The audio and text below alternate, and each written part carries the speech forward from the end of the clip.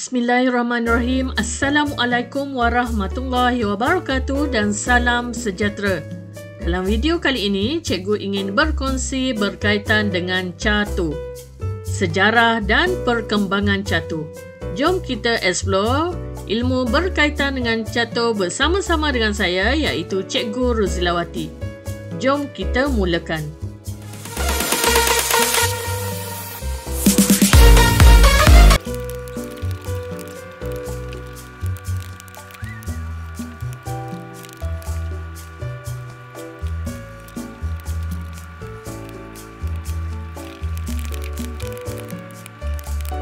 Asal-usul permainan catur.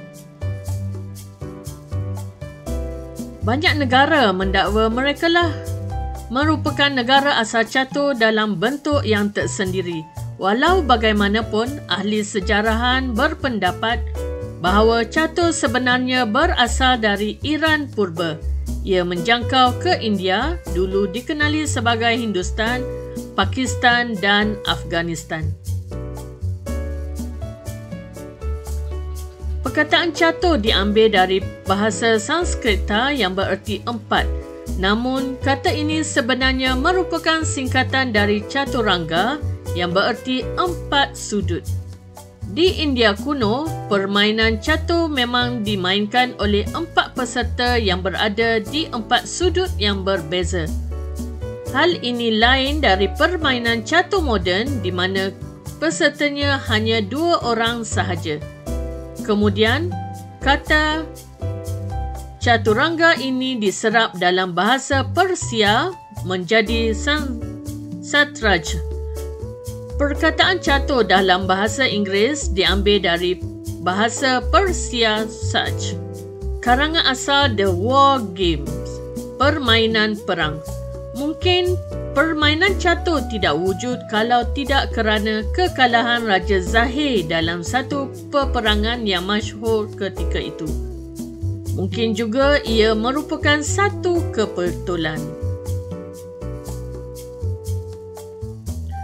Raja Zahir adalah keturunan daripada raja-raja yang terkenal. Sebenarnya baginda adalah seorang raja yang arif, terpelajar dan baik hati. Sind adalah negeri di bawah pemerintahan baginda, iaitu pada tahun 600 Masihi.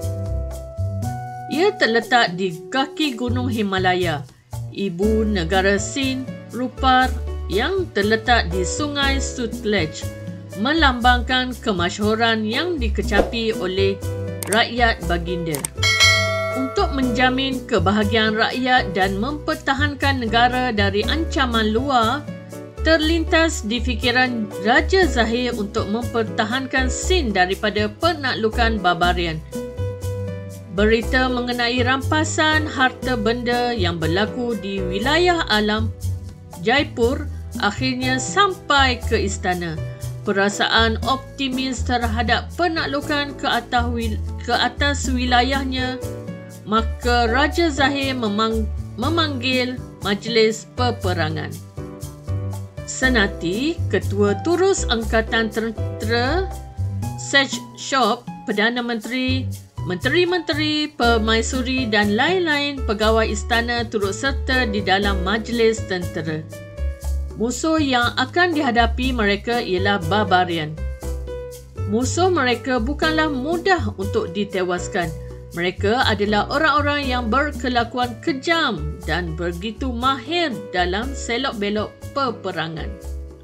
Oleh kerana perjalanan yang begitu jauh, orang-orang barbarian ini pun secara kebetulan sedang mencari tempat untuk berteduh. Jadi, negeri Sind dipilih kerana kesesuaian dengan kehendak mereka. Orang-orang barbarian memilih negeri Sind kerana jalan yang strategik untuk peperangan. Di dalam mesyuarat majlis peperangan itu, Senati memberi laporan bahawa senjata-senjata sudah berkarat, kuda-kuda dan penunggannya gemuk dan malas.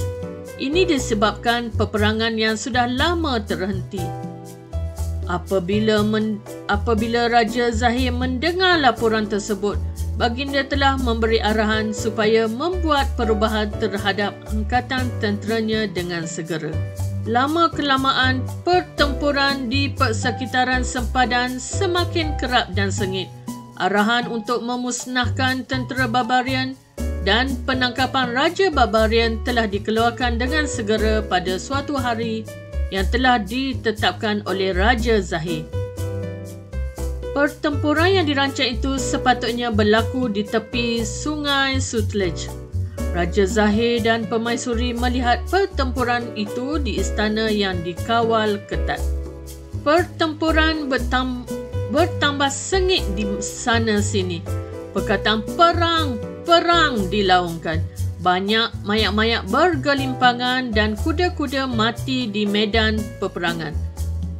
Tentera-tentera Sin juga yang begitu bersemangat untuk berperang telah lupa dan abaikan pertahanan di istana. Jeneral Barbarian mencari kesempatan ini untuk menyerang istana dan memberi arahan kepada sebahagian tenteranya supaya memberi perhatian yang secukupnya kepada tentera Sin di medan pertempuran. Tidak lama kemudian, kubu kuat Raja Zahir jatuh ke tangan tentera Barbarian dan Rupar, ibu negeri Sid, dan peperangan pun berakhir. Raja Zahir, Permaisuri, Sage Sword dan negeri Sin ditawan. Sekarang, Raja Zahir sungguh merana dan menyalahi dirinya tentang kekalahan tenteranya. Permaisuri Sin sedih melihat kehidupan dan keadaan suaminya. Maka Sage Shoba diminta untuk memberi nasihat. Sage Shoba berjanji akan menyelamatkan keadaan suaminya. Setelah beberapa kali berfikir dan merenung keadaan, Sage Shoba membuat kesimpulan iaitu memberi ketenangan jiwa terhadap Raja Zahir. Pemikirannya hendaklah dijauhkan dari kekalahan tenteranya. Maka Sage Shoba mencipta suatu permainan seolah-olah berada dalam medan peperangan dan dalam bentuk kotak-kotak kecil. Di atas kotak-kotak kecil ini ada raja, permaisuri, tentera berkuda dan tentera, gajah dan kubu pertahanan. Beliau tidak memberitahu Raja Zahir yang ini merupakan satu permainan dan cuba membawa baginda menganalisa kekalahan tenteranya. Permaisuri di antara mereka bermain sehingga berlanjutan beberapa hari.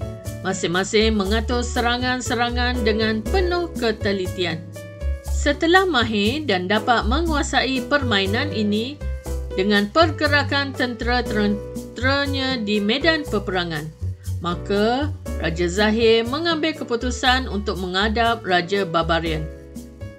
Kepada Raja Barbarian, Raja Zahir menunjuk dan menerangkan kedudukan tenteranya di dalam medan peperangan, dan ini telah menarik minat Raja Barbarian.